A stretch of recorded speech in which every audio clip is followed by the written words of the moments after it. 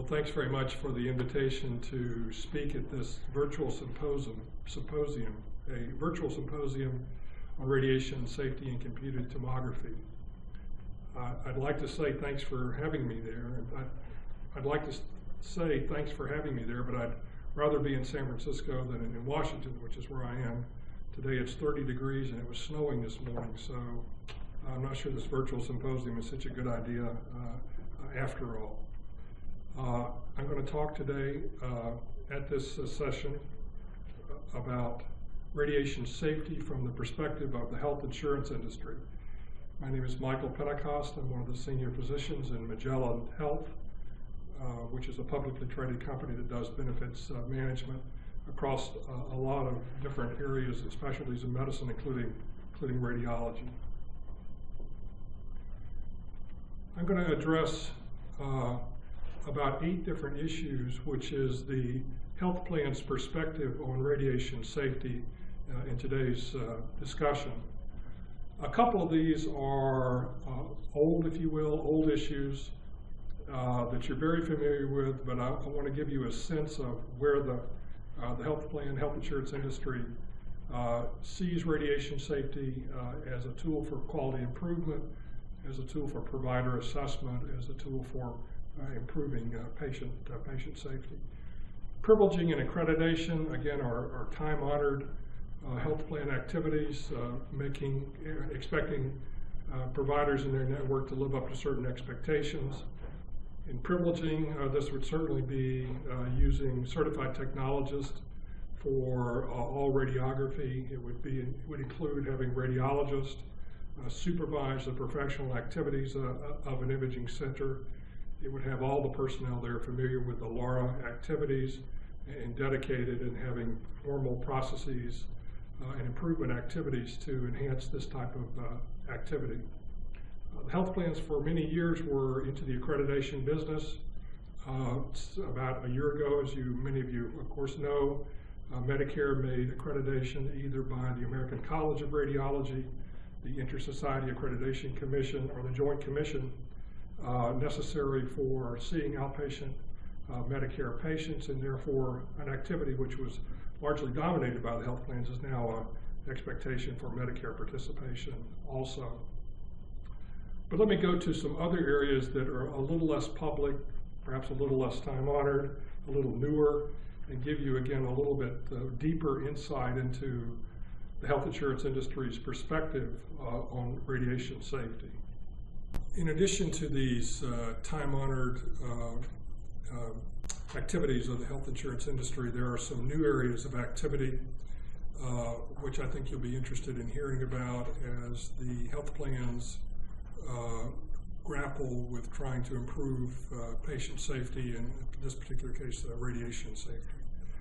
One area is, I think that's most conspicuous and not well appreciated, is in the support of research to understand better the distribution of radiation from diagnostic testing and the growth in this exposure across different populations.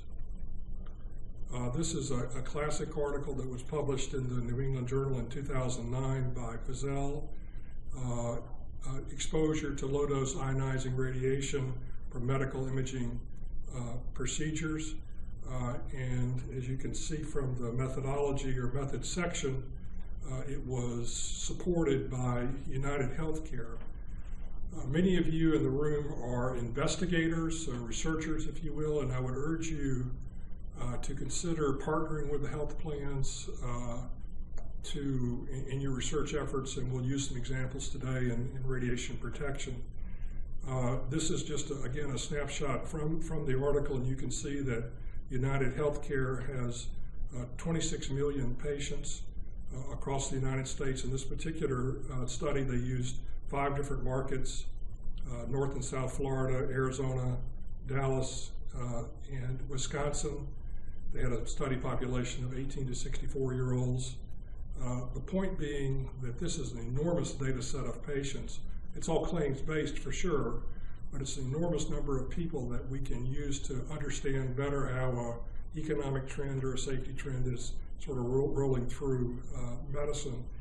And again, the health plans with the appropriate safeguards are quite interested in supporting this type of activity, and I think you'll see from this example the way that it actually improved medical practice and patient safety in particular. This particular study shows the amount of radiation from CT or from different procedures, and it points out something that I'm a radiologist and that I didn't know, which was the remarkable burden of myocardial perfusion imaging to the total radiation dose of society, or at least the United States. In this particular sample was 22.1%. That's substantially more than CT of the abdomen, CT of the pelvis, and CT of the chest. Certainly if you add the CTs together, they are greater than 22%.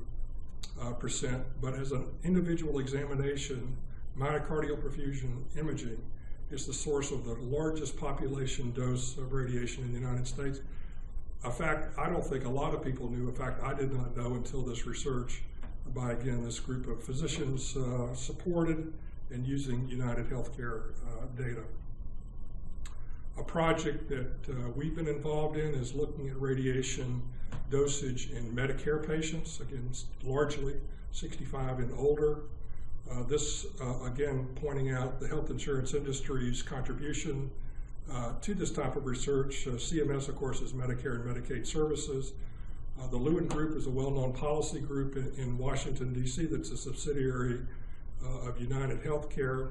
National Imaging Associates, Radiology Benefits Manager, a subsidiary of Magellan Health, and Dobson and DeVonzo is a economics think tank here in Washington. I'm not carrying water for any of these groups, but I'm just noting that a group, there are 57 million patients on Medicare, and there are 47 million patients on Medicare, about 35 million of which are in the fee-for-service component. And this particular study looks at the radiation, again, based on claims, the radiation growth in this particular population, all because of the CMS database, but all the support of two large health plans. This is an example of the rolling average, a 5-year average of average radiation exposure in Medicare patients, and to no one's surprise, of course, it shows a substantial growth. The foundation of this growth was an increase in the number of CTs going from 11% to 18% between 1997 and 2007, and the radiation burden, radiation dose from these procedures similarly are proportioned from nuclear medicine, CT, and radiography. So again, a huge database of patients which we can look at trending in this particular case of radiation dose from diagnostic procedures and make ourselves aware of the public effect of this type of examination. Next slide just shows a kind of Dartmouth Healthcare look at radiation burden, and you see 1997, some gray states, no black states. By 2007, most of the gray states have become black, and most of the light gray have become dark gray. Again, just a very large data set showing cumulative exposure on a per capita Medicare basis in the United States. Appropriateness. Health plans are obviously keenly interested in making sure that patients receive the appropriate drug, the appropriate test, the appropriate surgical procedure, and they spend an enormous amount of time and activity pursuing these kinds of activities. Knowledge about radiation safety, knowledge about the dosage from different types of procedure is integral into this better understanding and developing strategies to make procedures more appropriate. This is a study, a technique that a lot of the health plans use to take a look at the percentage of children across different providers that are having CT of the brain versus MR of the brain. You can see here that to the right upper quadrant is patients who have very large, or physicians who have very large volume of cross-sectional imaging studies of the brain and a high percentage of MR. Below the line is people that have, to the right, a high percentage, a high volume of cases and a high percentage of CT.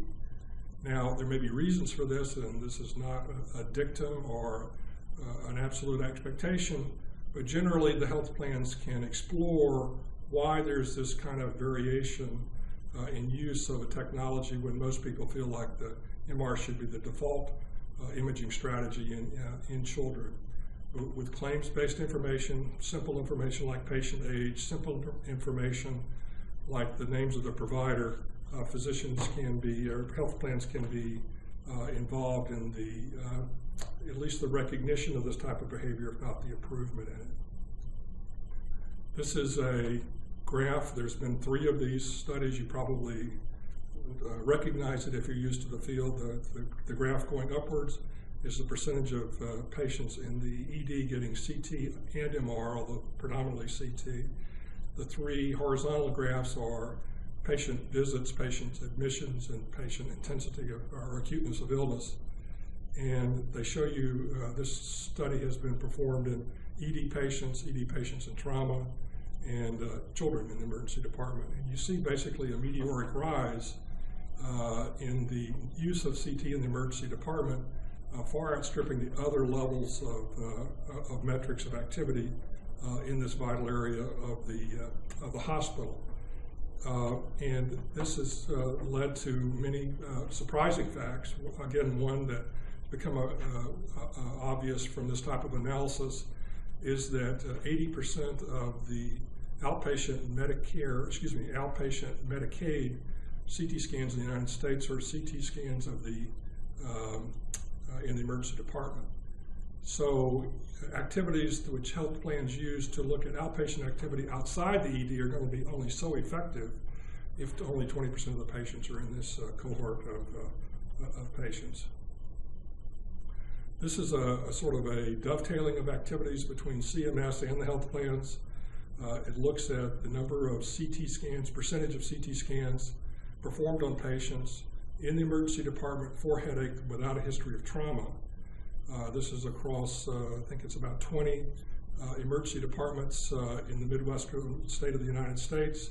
And you can see almost a 3-fold difference in utilization, same indication of this particular modality. So health plans take a look at this information, have programs to feed back to the emergency department about why they're using CT much more differently. There may be perfectly understandable reasons, but they're calling that kind of question. Exam selection, we'll get back to the study by Vizell from Emory and show how vividly how this changes behavior both in health plans and providers. Once again, this is the study which showed us that about 22% of the absorbed radiation from diagnostic testing is from myocardial perfusion imaging. Again, here it is, just showing you the top 4, 22.1%. Again, this was news to most people. It was news to many people in the health plan industry that such a substantial amount of radiation was being generated from a procedure which there were some doubts about the appropriateness of.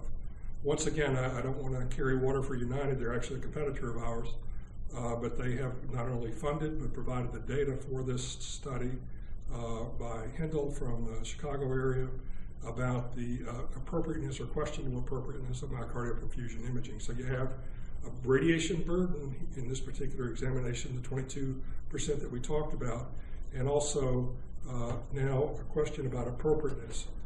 14% of the patients in this particular examination were deemed inappropriate for studying with MPI, and 15 were uncertain. So nearly 30% of the patients had questionable indications for this particular procedure. And what did that lead to? That led to programs like this, where myocardial perfusion imaging was de-emphasized compared to stress echocardiography. And you can see the line here from 18% of patients undergoing imaging-based stress testing, having a stress echo, no radiation, up to, in short order, just over a couple of years, up to 48%. No radiation, similar diagnostic accuracy, and the arrow points here to the study, basically the summation of both studies, which showed inappropriate use of MPI in certain settings and the radiation burden that the population was encumbered because of this procedure. Efficiency measures, another very active area of investigation by the health plans, again in partnership with CMS. Several of these you've probably heard of. They're very simple ideas that can be used to improve or at least optimize the performance of radiology and imaging providers in both rural, urban, everything in between. The one that's gathered the most attention is the thorax CT metric. There are a lot of reasons to do a CT with contrast. There are a lot of reasons to do a CT without contrast. There's not a lot of reason to do both, and you can see this is a study, again, starting out in Medicare where there are 35 million patients and looking at the number of times which patients should have, their word not mine, dual scans, both studies rather than just one. And you can see that it was 3.1%, but there was substantial, the stars or the asterisks above the bar graphs showing outlier activity. And this again became an opportunity to look at radiation burden or radiation exposure in this particular area. And this is a bar graph that virtually all the health plans use now. On the left is volume. On the right is percentage of dual scans. Again, not my word, but a common vernacular for this. And you can see teaching hospitals sometimes have a 0% dual scan rate. They never do both studies, and yet they have huge volumes of practice, huge volumes of studies. And you see here, this number, as you go to the right, higher percentages of dual scans, lower percentage of volume, but a remarkable disparity which leads plans to meet with radiology providers and ask why are they at odds or so different from their peer radiology providers. Very high level of interest in this. New York Times front page article a couple of years ago in June of 2011. And since this activity has started an actual decrease nationally in the rate of dual scan use from 6.5% down to 4.9% last year. Again, and a lot of the, if you look at the particular geographic areas, a lot of outliers sort of brought into more normative performance. The other popular efficiency measure involves radiation and CT, simultaneous CT of the brain and sinus. Again, a CMS measure created by CMS, tested by CMS, and now used by the health plan industry substantially to take a look at not only the overall rate nationally, but variance locally. You see the same sort of bar graph or graphs that you saw in the thorax study. Excellent performance by many, particularly teaching hospitals. Poorer performance by others, again with the expectation that they can be, just being notified of this disparate behavior, they can be brought back into a more optimal practice standard. Radiation recording. This is a graph that many of the health plans take a look at, looking at the radiation dose for groups of their patients, excluding patients with cancer, et cetera. And you see remarkable similarity from health plan to health plan, a bump up into as you go to the right side, and then a slow decline in the 200 plus millisieverts annual dose. What this then leads to is health plans identifying patients that are bumping up into the 50 millisievert National Nuclear Regulatory Commission exposure limit and being identified as giving a second look when ionizing radiation studies are performed. So many health plans have a way, when you order the study and call to get it authorized, they identify this patient as being at risk for going over the limit and looking if alternate imaging strategies may be advised in this particular patient. Radiation calculator, an instrument that National Imaging uses, most other insurance plans use also. It's a way for patients to get a sense of their radiation exposure from one particular patient or another. They can even add this up, look at themselves compared to peers, et cetera. A free service provided online, again, and provided by many health plans. some alternatives to ionizing radiation, some explanation of other testing, et cetera, et cetera. Again, public information tools that people find quite helpful.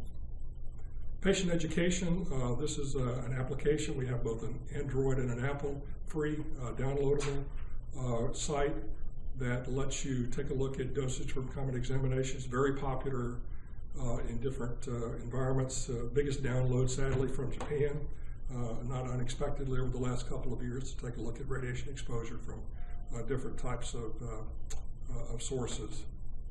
And finally, really an epic major change, I think, in public health knowledge of radiation safety, radiation exposure. One that's hardly supported by the health plan industry is the Choosing Wisely, now phase 1 and phase 2 of this activity. 130 measures contributed by 26 professional societies. These are 4 of them that are particularly germane to radiology. About 40% of the 130 are imaging oriented, and these are 4 that talk about CT and its overuse or unnecessary use in some very common clinical conditions. Sinusitis, minor head injuries, uncomplicated headaches, and cardiac imaging in low risk patients. So the health plans are huge repositories of data.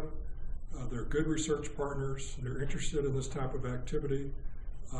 We are glad to partner with investigators in different formats and seek to better understand. And I think we've shown you some examples today where knowledge of radiation safety really made some substantial and fairly rapid changes in medicine. Let me close with a plug for the ACR. Whenever I give a talk like this, which I do a lot, someone's always raising their hand and saying, these are dose estimates. You don't know that 8 millisieverts in one patient wasn't 10 or 12 or 14 or 3 in another patient. That's, of course, certainly true. The way to get to this, I think, is an individual radiation registry that the college has started. We now are building this into our expectations for network participation, that the radiology providers participate in this registry and get some real data about exposure from different types of examinations rather than estimates from government well-meaning, well-intentioned groups, but estimates on large populations of patients. Once again, I really would rather be in San Francisco, but it's been a pleasure to participate in this. I congratulate the organizers, particularly Rebecca, for having this idea and to bringing it forward in such a novel format. Thanks very much.